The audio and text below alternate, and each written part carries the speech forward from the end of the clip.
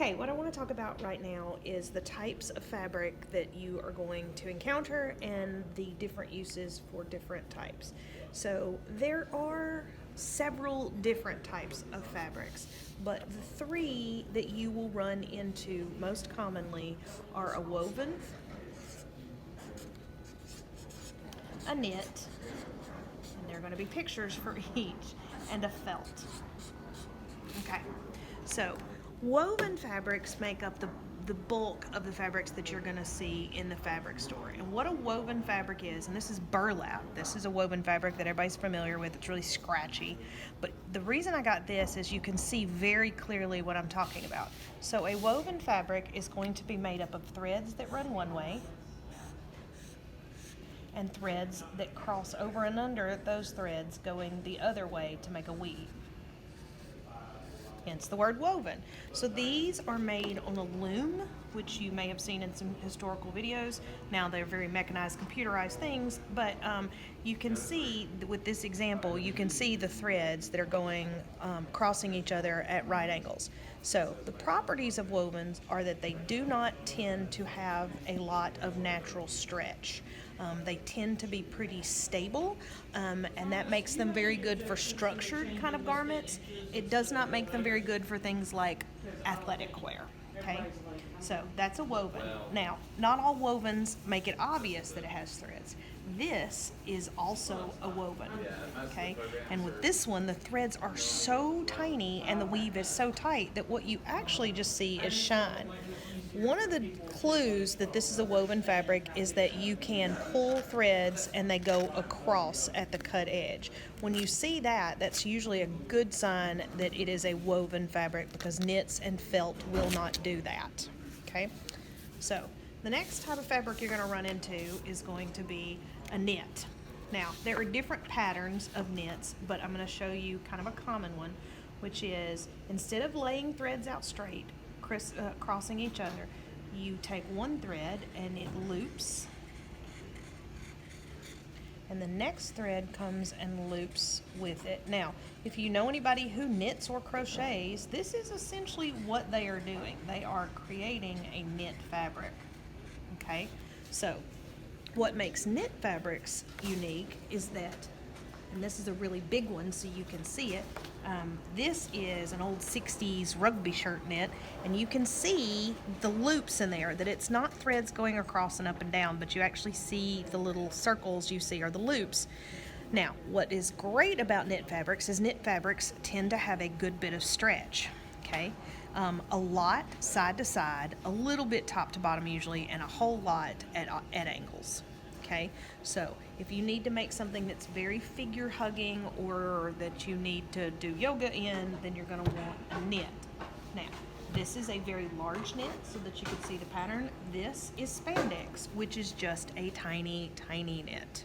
Okay, so it does the same thing. It stretches in all dimensions. This is actually four-way stretch, so it stretches every direction you pull it. And if you got a magnifying glass and looked up close, you could tell the difference in, you could see the way that it's made. Okay. Now, the last kind we're going to talk about is a felt. And felt is just like this. This is this crafty stuff that you used in elementary school. Also, everything sticks to it, so this one looks a little dusty. But felt is made by taking random fibers and just kind of putting them all in every different direction, like a cotton ball. Think of the lint screen in your dryer or a cotton ball. And then you would then take heat, pressure, and sometimes some glue and mix in with all that and then press it very, very flat, and it would all stick together and it would make a felt. So remember I told you that a woven will fray typically, or threads will pull out. A knit will not do that. It may unravel, but it won't fray.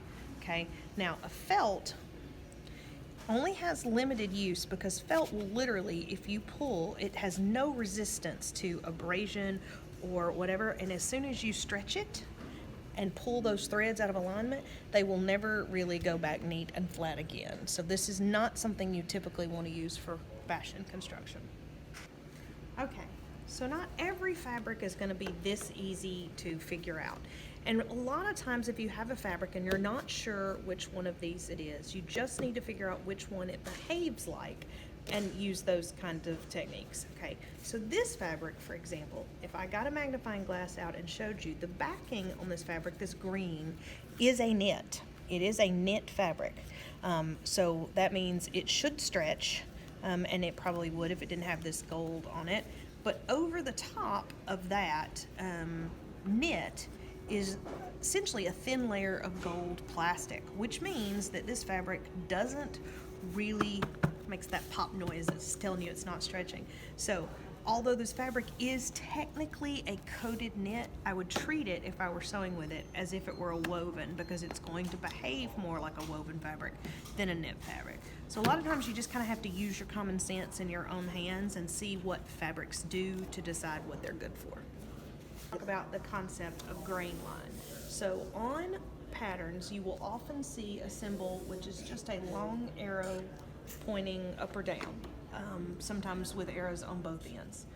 What this is indicating is your grain line. Okay, now what in the world does that mean? It sounds like it's referring to wood. Well, sort of. So when fabric is woven, and this refers mostly to woven fabrics, it's woven with threads that go straight up and down, and it's woven with threads that go across, like I showed you in the other video. So threads are going this way, threads are going this way. Okay, now this grain line that's on the pattern, what it's suggesting you do is that you line the line that's on the pattern up with the threads that go top to bottom on your fabric. Well, if you pull a random piece of fabric out, how do you know which is the top or cut edge? Also the bottom is the cut edge, and which is the selvage. Okay, so here is a good trick with woven fabrics, and it goes back to the idea that woven fabrics fray. So I'm going to show you on this fabric, which has been in a cabinet for a very long time, so it's very wrinkled. But on a woven fabric, you can pull threads typically from the cut edge, and you will see that they are going straight across. And in fact, if you ever need to make sure you have a perfectly straight line, you can continue to pull threads until you get one that goes from one side all the way to the other, and then you know you've got a perfectly straight line. Okay, now on the side over here, if you can zoom in a little bit, you can see that this kind of has a very finished look to it, and you can't pull any threads from here.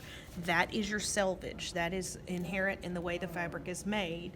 This is where it was cut off of the bolt.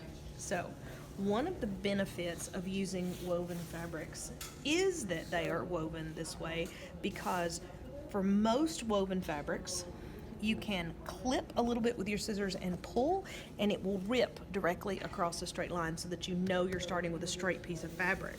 Once it's torn, then you know that that is perpendicular to this grain line, because you want the grain line to go up and down on your fabric.